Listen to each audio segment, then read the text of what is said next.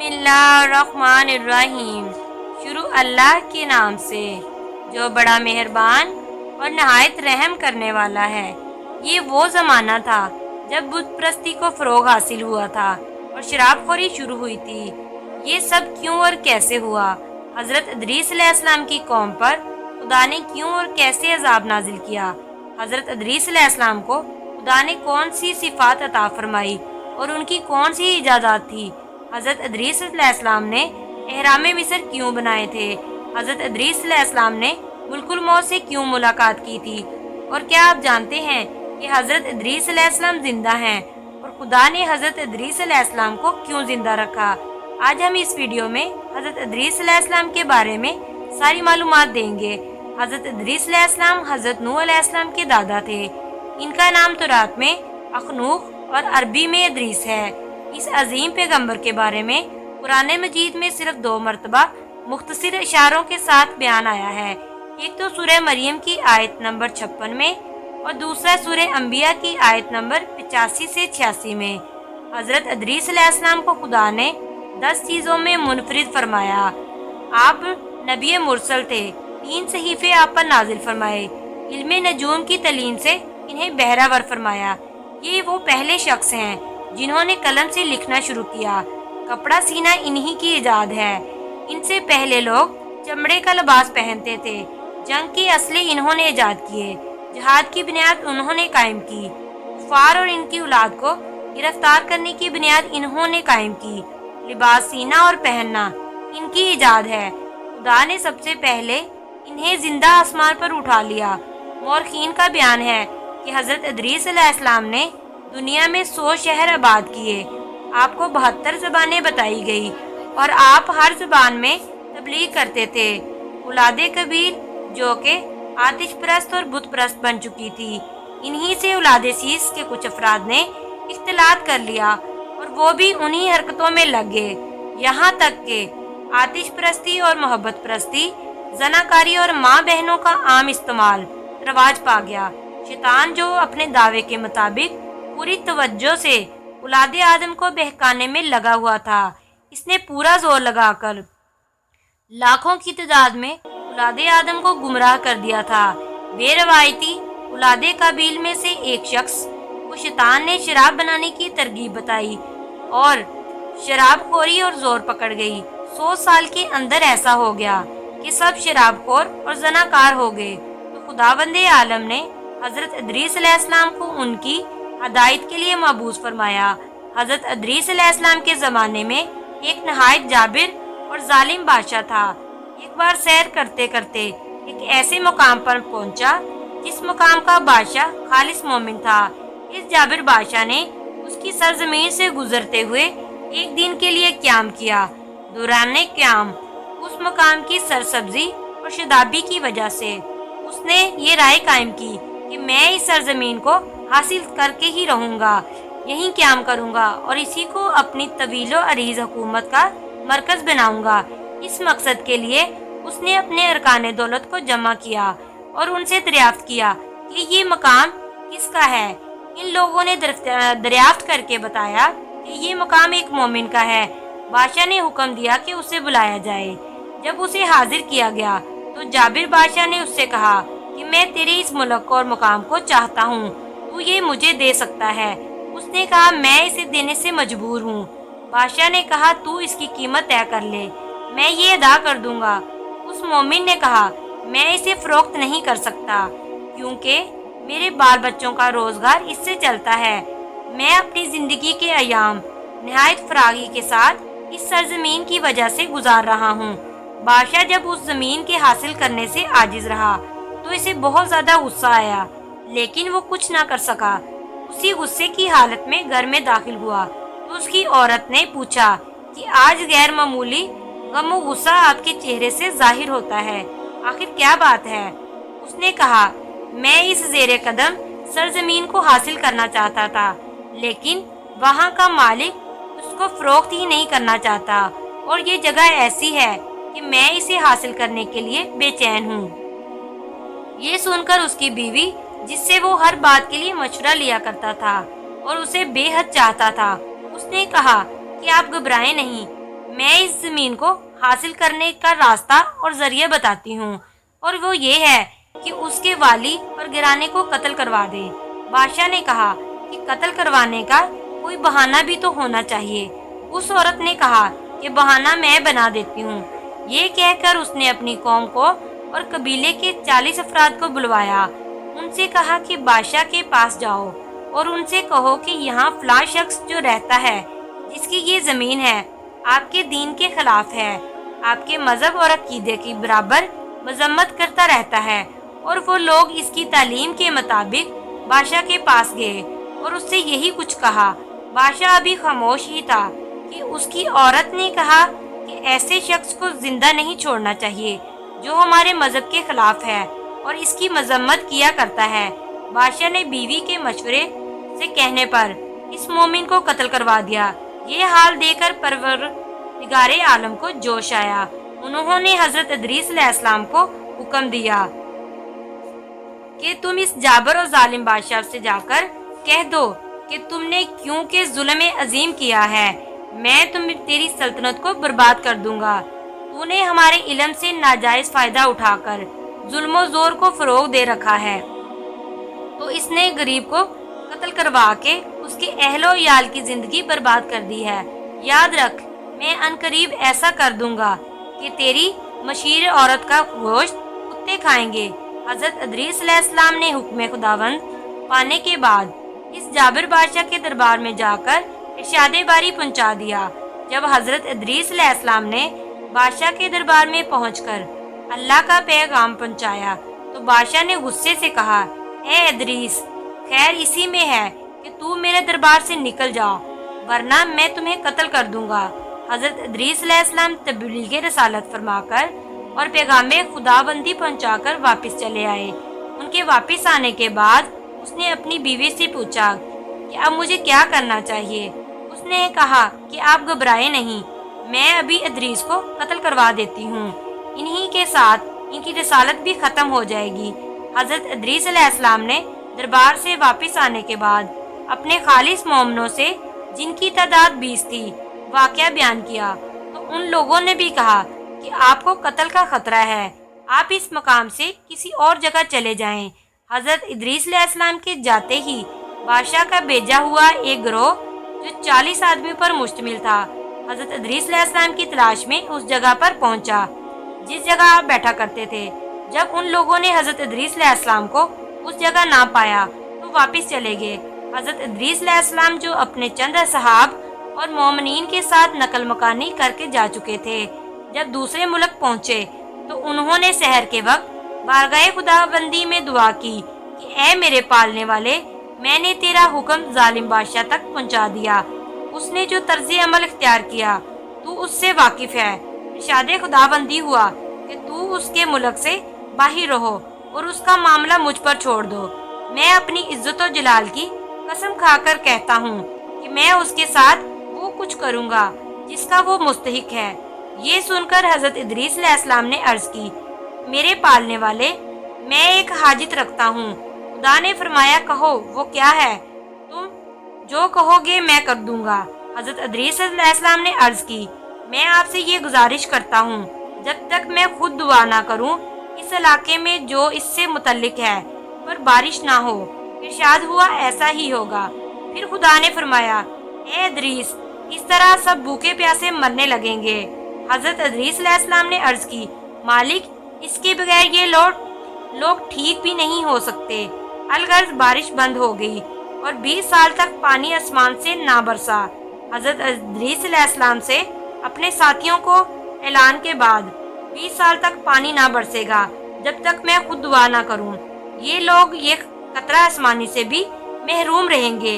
اس کے بعد حضرت ادریس علیہ السلام ان 20 ساتھیوں کے ہمراہ نکل گئے اور سب کو دیگر ممالک میں منتشر کر کے خود ایک پہاڑ کے غار میں چھپے رہے اور وہیں عبادت کرتے رہے۔ آپ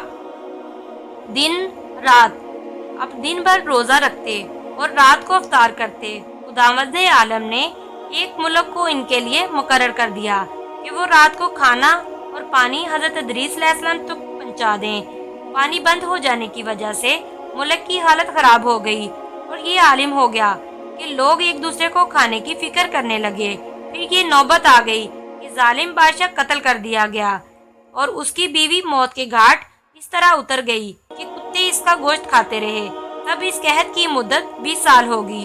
ان لوگوں نے آپس میں جمع ہو کر یہ فیصلہ کیا کہ جس خدا نے ادریس کے کہنے پر بارش بند کی ہے، ہمیں چاہیے کہ اس کی طرف رجوع کریں، اسی سے پانی کی درخواست کر کے زندگی بچانے کی کوشش کریں۔ چنانچہ لوگوں نے پھٹے پرانے کپڑے پہنے، سروں پر خاک ڈالی اور توبہ استغفار کر کے بارش کی دعا کی۔ ان کی دعا کے بعد خداوند کریم نے جناب ادریس سے فرمایا، اے ادریس، وہ بھی میرے بندے ہیں، اب انہوں نے توبہ استغفار کی ہے، میں نے ان کی خطا معاف کر دی ہے، اب بہتر ہے کہ تم مجھ سے دعا کرو کہ پانی برسا دو۔ یہ تم سے اس لیے کہتا ہوں کیونکہ میں تم سے وعدہ کر چکا ہوں کہ جب تک تم دعا نہ کرو گے تو بارش نہ ہوگی۔ حضرت ادریس علیہ السلام نے عرض کی، میری درخواست اب بھی یہی ہے کہ ابھی بارش نہ برسائی جائے۔ خداوند عالم چونکہ اپنے نبی سے وعدہ کر چکے تھے، جب تک تم دعا نہ مانگو تو بارش نہ ہوگی۔ حضرت ادریس علیہ السلام کے یہ کہنے پر کہ ابھی بارش نہ کی جائے، یہ بات مان لی اور ساتھ ہی جو ملک حضرت ادریس علیہ السلام کے لیے کھانا لے کر جاتا تھا اسے منع فرما دیا۔ جب 3 دن رات حضرت ادریس علیہ السلام بھوکے رہے تو بارگاہ خداوندی میں حاضر ہو کر پوچھا، مالک، میری روزی کیوں بند کر دی گئی؟ ارشاد ہوا کہ ادریس علیہ السلام، تم 3 دن نہ گزار سکے اور میری مخلوق 20 سال سے عاجز اور پریشان ہے اور تم کو احساس نہیں ہوتا، لہٰذا اب تمہارے لیے یہی ہے کہ تم اپنی روزی خود پیدا کرو۔ لہٰذا حضرت ادریس علیہ السلام طلب معاش کے لیے نکلے۔ چلتے چلتے ایک گاؤں میں پہنچے، وہاں ایک مکان سے دھواں اٹھتا ہوا دکھائی دیا، وہ اس میں داخل ہو گئے۔ انہوں نے دیکھا کہ ایک بوڑھی عورت چولہے کے پاس بیٹھی ہے اور اس کے پاس روٹی کے 2 ٹکڑے رکھے ہوئے ہیں۔ حضرت ادریس علیہ السلام نے کہا، اے خدا کی بندی، میں بہت بھوکا ہوں، خدارا مجھے روٹی کا ٹکڑا دے دے۔ اس نے عرض کی، اے بندہ خدا، حضرت ادریس علیہ السلام اس قوم پر بددعا کی ہے اور مدت دراز سے شدید قحط پڑا ہوا ہے اور وہ خود روپوش ہو گئے ہیں۔ ہمیں یہ بھی معلوم ہوا ہے کہ جب تک وہ دعا نہ کریں گے بارش نہ ہوگی اور ساری قوم انہیں تلاش کر رہی ہے اور وہ مل نہیں رہے۔ اے بندے خدا، آپ ایسی صورت میں جبکہ بڑی مشکلوں سے روٹی کے 2 ٹکڑے حاصل کیے ہیں، میں تمہیں کیوں دے دوں؟ اس میں سے ایک میرا اور دوسرا میرے بیٹے کا ہے۔ حضرت ادریس علیہ السلام نے کہا کہ ایک ٹکڑا تو کھا لے اور ایک ٹکڑے میں سے 2 حصے کر کے ایک مجھے دے دے اور دوسرا اپنے بیٹے کے لیے رکھ دے۔ اس نے کہا، یہ نہیں ہو سکتا، تو یہاں سے چلا جا، کوئی اور راستہ دیکھ۔ حضرت ادریس علیہ السلام نے فرمایا، میرے پیروں میں کھڑے ہونے کی طاقت نہیں ہے، خدارا مجھ پر رحم کر۔ اس عورت کا دل پسج گیا اور اس نے اپنے بیٹے کے حصے میں سے آدھا ان کو دے دیا اور حضرت ادریس علیہ السلام نے تناول فرمایا۔ اس بوڑھی عورت کے بیٹے نے جب یہ دیکھا کہ اس کے حصے کی روٹی میں سے آدھا ساحل کو دے دیا گیا ہے تو وہ اس درجے پریشان ہوا اور گھبرایا کہ اس کی موت واقع ہوگی۔ یہ دیکھ کر وہ بوڑھی عورت رونے لگی اور کہنے لگی، اے ساحل، میرا ایک ہی بیٹا تھا اور اب وہ تیری وجہ سے فوت ہو گیا ہے، اب میں کیا کروں؟ حضرت ادریس علیہ السلام نے فرمایا، تو گھبرا نہ، میں تیرے بیٹے کو زندہ کر دوں گا۔ یہ کہہ کر وہ اٹھے اور اس کے بیٹے کے بازو کو تھام کر ہلایا اور کہا، اے روح خدا، خدا کے حکم سے واپس آ جا۔ یہ کہتے ہی وہ زندہ ہو گیا۔ اس عورت نے جب یہ ماجرا اپنی آنکھوں سے دیکھا تو کہا، میں گواہی دیتی ہوں کہ تم ہی ادریس پیغمبر ہو۔ اس کے بعد وہ گاؤں میں جا کر چلائی کہ ادریس علیہ السلام واپس آ گئے ہیں اور بشارت ہو کہ اب مشکل حل ہو جائے گی۔ سب لوگ حضرت ادریس علیہ السلام کے گرد جمع ہو گئے اور درخواست کرنے لگے، خدا سے دعا کیجیے تاکہ پانی برسنے لگے۔ لہٰذا حضرت ادریس علیہ السلام نے دعا کی اور بارش برسنا شروع ہو گئی۔ مورخین واضح لکھتے ہیں کہ اس عظیم عذاب کا حوالہ حضرت ادریس علیہ السلام نے اسی وقت دے دیا تھا جب حضرت سیس کی اولاد آباء و اجداد کی وصیت کے خلاف ہوئی تھی اور مختلف قسم کے گناہوں میں مبتلا ہو گئی تھی اور قتل و غارت کی عادت ڈال لی تھی۔ تقریباً تمام تواریخ میں ہے، حضرت ادریس علیہ السلام نے 100 شہروں کی بنیاد قائم کی اور انہوں نے انہیں آباد کیا اور سنوارا۔ آپ کی ان تعمیراتی کاموں میں اہرام مصر کو بڑی اہمیت حاصل ہے۔ وہ اس وقت بھی دنیا کے 7 عجوبوں میں شامل ہے۔ حضرت ادریس علیہ السلام کو علم نبوت اور کتب و ابجدات سے معلوم تھا کہ قوم نوح میں ایسا عظیم طوفان آئے گا کہ ساری دنیا غرق آب ہو جائے گی اور کوئی چیز زمین پر محفوظ نہیں رہے گی۔ اسی بنا پر انہوں نے ذخائر علم و حکمت کے خزانے طب ہبت کو بچانے کے لیے اہرام مصر کی تعمیر کروائی، اور یہ اہرام مصر کے غربی جانب بنائے گئے ہیں۔ ان کی تعداد اہر حضرت ادریس میں 2 تھی۔ طوفان نوح کے بعد مصر کے فرعونوں نے اس کی اور بھی نقلیں بنوائی ہیں، جن کی اب مجموعی تعداد 18 ہے۔ ان اہرام کو 6 ماہ میں تعمیر کیا گیا۔ تعمیر کے بعد اس پر یہ عبارت لکھ دی گئی تھی کہ اس شخص سے کہو جو اسے گرانا چاہتا ہے تو وہ 600 سال تک بھی نہیں گرا سکتا، حالانکہ میں نے اسے 6 ماہ میں بنایا ہے، اور گرانا بنانے سے آسان ہوتا ہے۔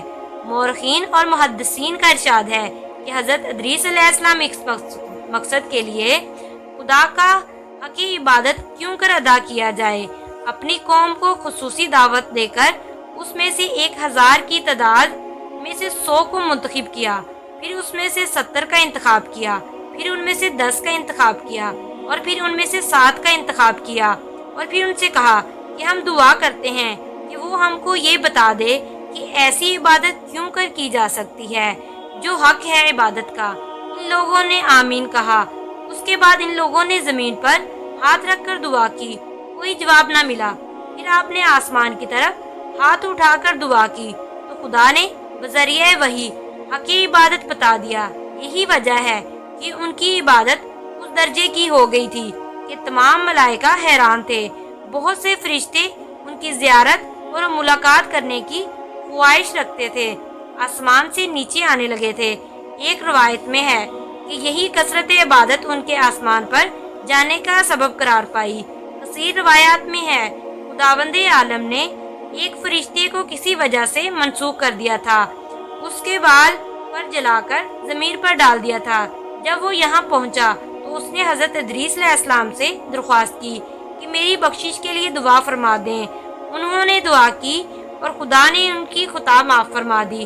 وہ فرشتہ جب آسمان پر جانے لگا تو اس نے حضرت ادریس علیہ السلام سے کہا کہ آپ نے مجھ پر بڑا احسان فرمایا ہے، آپ میری درخواست ہے کہ آپ مجھ سے کچھ فرمائش کیجیے۔ انہوں نے کہا میں چاہتا ہوں کہ مجھے آسمان پر لے چل، میں ملک الموت یعنی اسرائیل سے ملاقات کرنا چاہتا ہوں اور خدا کی پیدا کی ہوئی آسمانی اشیاء کو دیکھنا چاہتا ہوں۔ فرشتے کو اجازت ملی تو وہ حضرت ادریس علیہ السلام کو لے کر روانہ ہو گیا۔ جب چوتھے آسمان سے آگے بڑھے تو ملک الموت سے ملاقات ہوئی۔ حضرت ادریس علیہ السلام نے سلام کیا تو ملک الموت نے ترش روی سے سر ہلانے لگے اور سلام کا جواب دیا۔ حضرت ادریس علیہ السلام نے پوچھا کہ یہ ترش روی اور سر ہلانے کا سبب کیا ہے؟ ملک الموت نے کہا میں تعجب سے سر ہلا رہا ہوں کیونکہ آج خدا نے حکم دیا تھا کہ میں آپ کی روح چوتھے اور 5ویں آسمان کے درمیان قبض کروں۔ میں حیران تھا کہ آپ تو زمین پر ہیں اور قبضے روح کا آسمان پر حکم دیا گیا ہے۔ اس کے بعد حضرت ادریس علیہ السلام لرزنے لگے اور ان کی روح قبض ہو گئی۔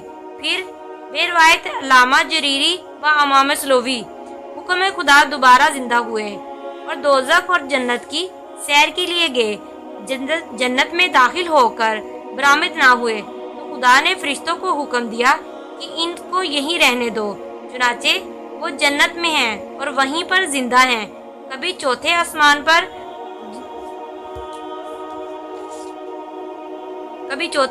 پر عبادت کرتے ہیں اور کبھی جنت کے لوازمات سے لطف اندوز ہوتے ہیں۔ مورخ عربی کا بیان ہے کہ حضرت ادریس علیہ السلام کے آسمان پر چلے جانے کے بعد ان کا ایک جگری دوست بہت زیادہ غمگین ہوا۔ شیطان نے جب اسے بہت زیادہ پریشان پایا تو پوچھا کہ کس وجہ سے تم سخت رنجیدہ ہو؟ اس نے کہا کہ حضرت ادریس علیہ السلام کے چلے جانے پر سخت رنجیدہ ہوں۔ شیطان نے جب انسان کی صورت میں تھا کہنے لگا میں تمہارے لیے ایسا بندوبست کر دیتا ہوں کہ تمہیں سکون رہے۔ اس نے شیطان کی بات مان لی۔ شیطان نے فوراً حضرت ادریس علیہ السلام کی شکل کا بت بنا دیا اور کہا کہ اسے اپنے گھر میں چھپا کر رکھ، جب زیادہ دل گھبرائے تو اس سے تسلی حاصل کیا کرو۔ اس نے اسے منظور کر لیا۔ جب حضرت ادریس علیہ السلام کے اس دوست کا انتقال ہو گیا تو شیطان نے لوگوں کے سامنے چھپے ہوئے بت کو ظاہر کیا اور ان سے کہا کہ ادریس اور اس کا دوست اس بت کی پوجا کرتے تھے، اسی سبب سے ان لوگوں کی دعائیں قبول ہوتی تھی۔ اگر تم لوگ بھی ایسا کرو تو بہت اچھے رہو گے۔ شیطان چونکہ انسان کی صورت میں تھا اور ایک مقدس شکل میں ظاہر ہوا تھا، اس کے کہنے میں لوگ آ گئے اور وہ سب نے حضرت ادریس علیہ السلام کا بت بنا کر اپنے گھر میں نصب کر لیا اور یہاں سے بت پرستی کو فروغ حاصل ہوا۔ امید ہے کہ آج کی ویڈیو آپ کو پسند آئی ہوگی، تو ویڈیو کو لائک اور شیئر کریں اور بیل آئیکن کا بٹن ضرور پریس کریں تاکہ ہر نئی آنے والی ویڈیو کا نوٹیفیکیشن آپ کو بر وقت مل سکے۔ جزاک اللہ۔